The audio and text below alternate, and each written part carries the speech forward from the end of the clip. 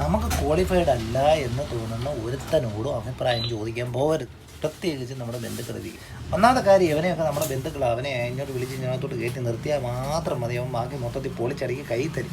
അവൻ ചേട്ടനാ, മറ്റവൻ അനിയനാ, മറ്റവൻ അവൻ കസിനാ, ഇവൻ അളിയനാ, അവൻ്റെ ചേട്ടൻ്റെ മോനാ, എന്തെങ്കിലും പറയാൻ പറ്റും. പെങ്ങൾ വേണമെങ്കിൽ, ചേച്ചി വേണമെങ്കിൽ, ചേട്ടത്തി വേണമെങ്കിൽ, ആദ്യമേ ചെയ്യേണ്ടതെന്ന് പറഞ്ഞു കഴിഞ്ഞാൽ ഇമ്മാതിരിയുള്ള ബന്ധുക്കളെ ബിസിനസ്സിനകത്തൊന്ന് ഒഴിവാക്കുക എന്ന് പറഞ്ഞാൽ ഫസ്റ്റ് വരും. 2, ഫിനാൻഷ്യൽ കാര്യങ്ങൾ എന്ന് പറയുന്നത് എഴുതി കൃത്യമായി നിങ്ങൾ ഹാൻഡിൽ ചെയ്ത് സൂക്ഷിക്കുക. നിങ്ങൾ തന്നെ പഠിക്കുക. അതിനൊരുത്തനെ ഏൽപ്പിക്കുക. അവനെ എന്ന് ഏൽപ്പിക്കുന്നു ആ ഏൽപ്പിക്കുന്ന ദിവസം മുതൽ ചിന്തിച്ചോണം, എന്താ താഴോട്ടാ പോകുന്നു, എന്തോ ആയി, പെട്ടിയിൽ വല്ലതും വീണായിരുന്നു, വീണു, ആരുടെയാ, അവൻ്റെ, നിൻ്റെ പെട്ടിയിലല്ല. നീ എവിടെ ഇരിക്കുവോ? ബാറിലിരിക്കുക.